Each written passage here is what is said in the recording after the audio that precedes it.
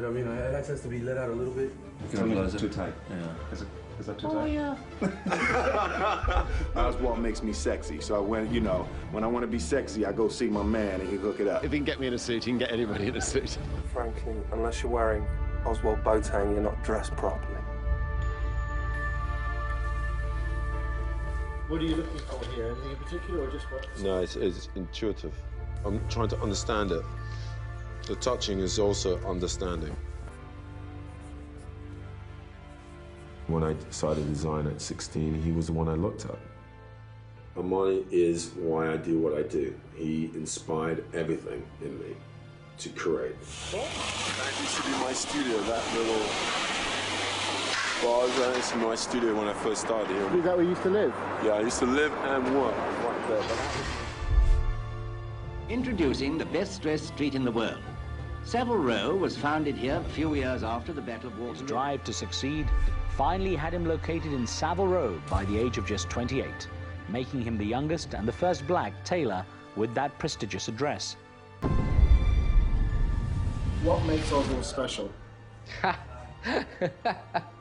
mean, Ozwald's unique.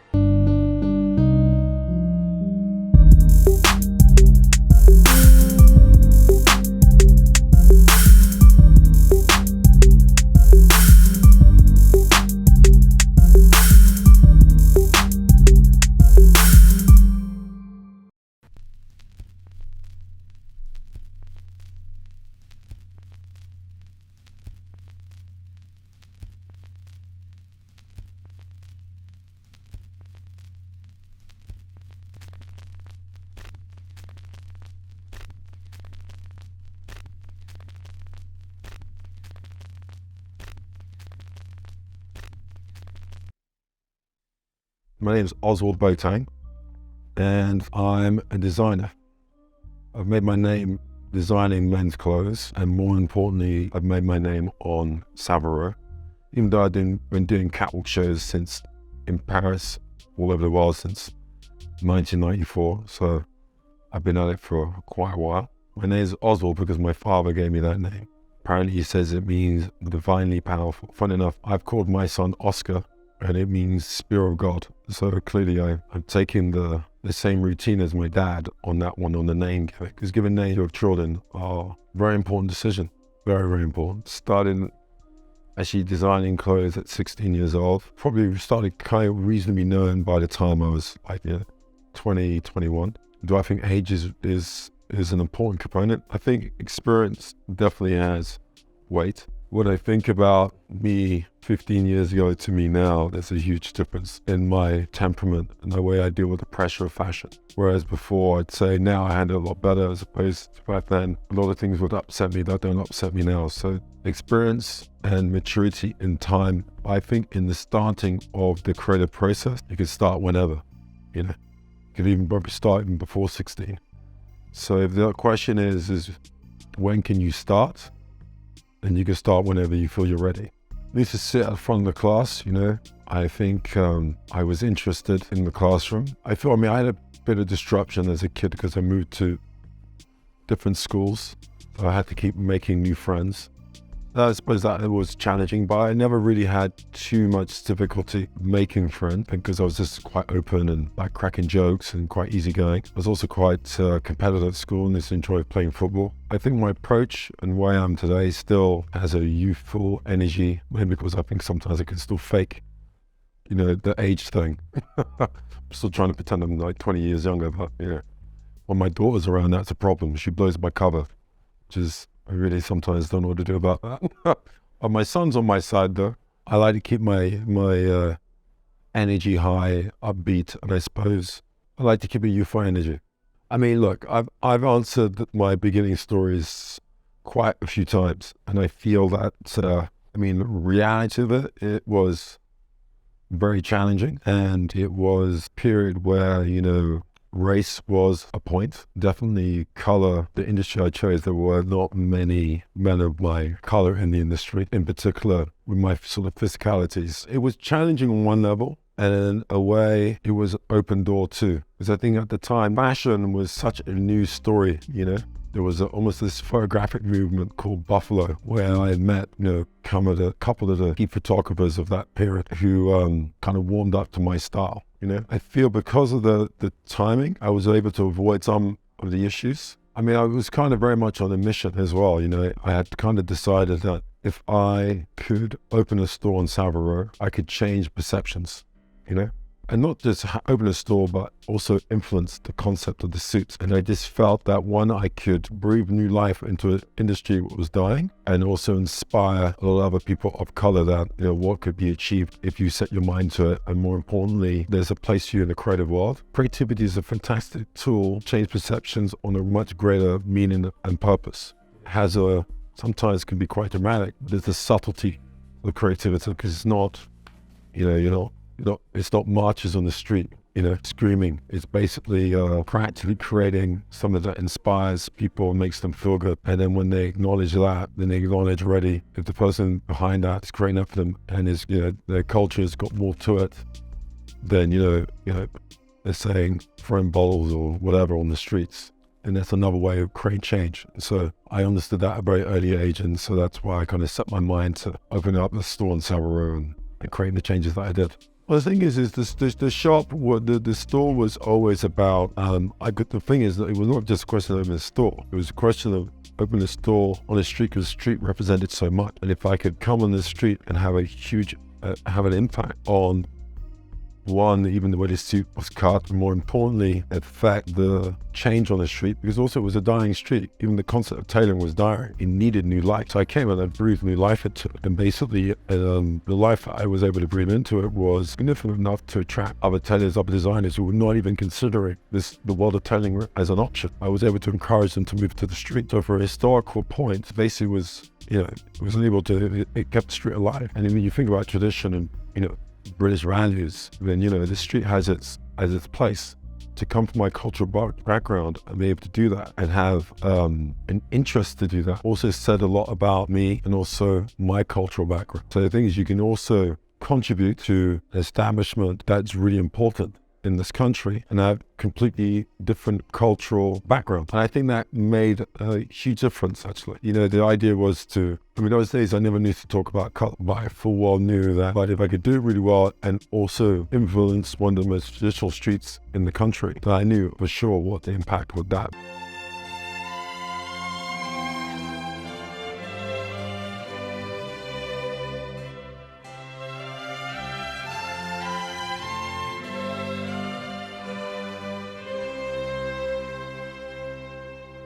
Mr. Ozwald Boateng for services to the clothing industry.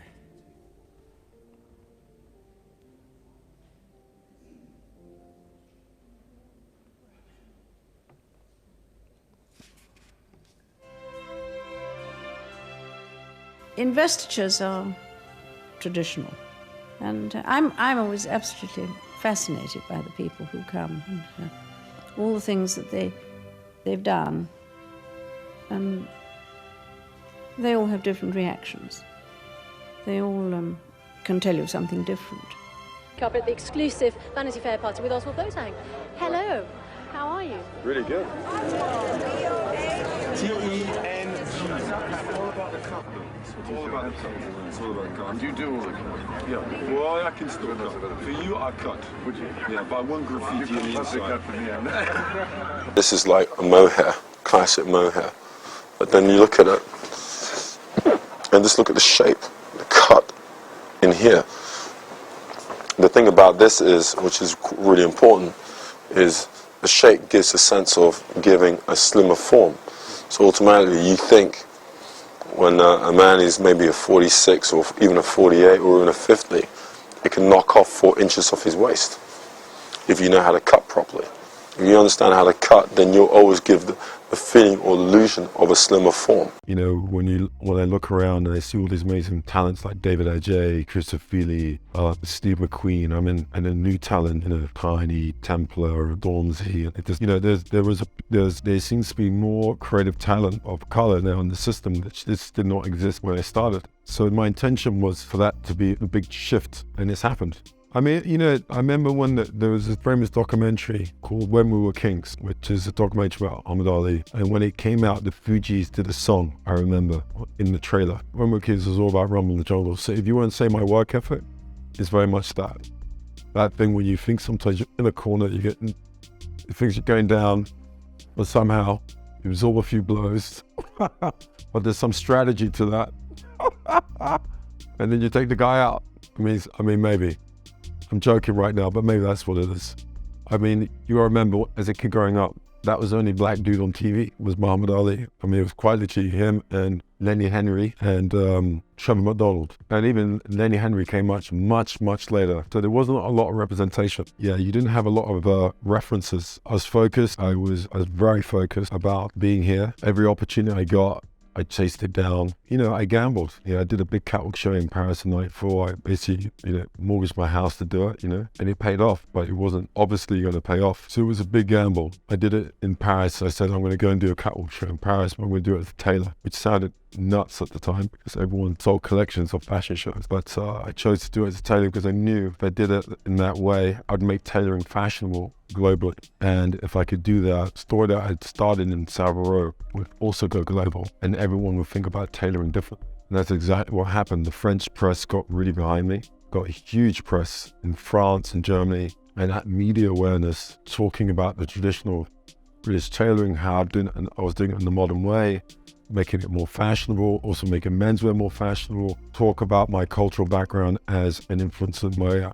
I use color, but in those days, I was very adamant to be sort of pigeonholed in my cultural background, in my fashion context. I said, look, I just use color because it makes it modern, it makes it different. So that was my beginnings.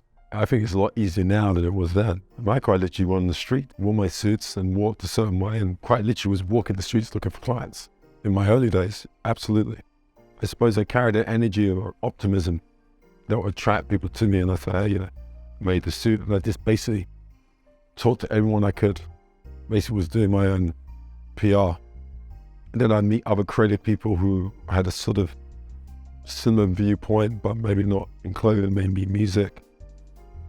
And it was almost like building community, but from the street. Team is very important, so it's always good to find like-minded individuals around you to support. But I think sometimes in the beginning you have to depends what kind of creator you are. I found that I needed to get started, and so that required some independence of thought and not relying on people necessarily support me in the vision. I think once you're quite clear about your point of view, you attract people who are still trying to figure it out, and they come to you and they go, you got clarity, and you speak about it some way. You're wearing what you've created because you believe in it. It's sort of an entire experience. Everyone likes clarity and vision. Especially as a creator. If you can speak clearly about it, you can demonstrate clearly, then they can see potential. And when they can see the potential, then they sometimes are willing to join you in that journey, or at least say you got clarity that they don't have, so they appreciate and support. I genuinely believe when I'm completely convinced in something that I'm doing, and I'm talking 100%, not 99.9, I believe that magic comes. That extra 0.1 is the magic. And when the magic comes, it doesn't make sense how you get the result. People look at you and go, well, how did you get the store? How did that get the show? How did you meet that person? How did that work? Well, that's what I call the magic. The magic is truly in being absolutely clear in what you believe in. I mean, you can be structured about it, and you can almost write in thousand. It's like looking at cash flow, projections, being focused. That's one road to do it. Practical roads, you need to do those. And then alongside that little voice inside that just tells you it's gonna happen, where everyone else is saying it's not. Fortunate for me, I learned that quite early on, because I had a few situations where I basically gave it up to God and he gave me a result. Okay, well, I wonder, it became clear to me at 18 that design was what I was going to do as my profession, because it just felt right. And there was a clarity that I had about it. And I've always been quite clear. Once I've established a desire, I'm quite clear in, right, that's what I'm going to do. I actually thought everyone was like that. It was only much later that I realized people, take quite a while to find out what they're passionate. So in my case, it was quite clear. No, I'm very ambitious. I've always been very ambitious. The ambition is the driver, and the driver makes you want to do more and more and more. There's a lot of ambitions I have that I haven't competed or, even started. So 20 years from now, I will be an old man.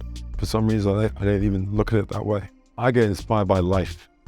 I get inspired by life, what I see, people I meet, conversations I have, books that I see or read or look at, or museum. I get inspired by every moment of the day. And I recognize that if I always base my creativity on feeling and how I'm inspired in that way, then it will be endless source of information. In the near future, I think now I need to expand. I need to open stores around the world. I need to have a more defined online presence. I need to be clear about my social media, kind of why I'm doing this. Because, it's about insights, right? So it's true, I've got a lot of experience. I've not found a way to communicate all of what I've creatively have done. I think it's in the archives, I think it's enough. But in the new world, you've got to constantly remind everyone what you do and what you represent. So I think now I'm starting to understand how to do that. As a creative person, you do things to touch people's spirit, how to make them laugh, smile, lift them. That's what I'm about. So this is what I want, at least me doing this. If it's doing that, then I'm happy. And obviously, my clothes, I like to believe my clothes do that, and I genuinely believe that my clothes do that because I create them with the intention to lift the spirit. Okay, my father always told me a problem is only a problem if you make it a problem. And the reason why that resonated with me because when you do anything creative, you do anything in business, there's always challenges. And the truth of it is it's all about how you face them. That determines the success or the failure. How do I want to be remembered? I like to feel that my creative has had an impact around the world. I've got so much ambition inside that I'm not ready to communicate right now. So maybe that's a question to be answered in the later stage of my life. Because there's a lot that I want to do.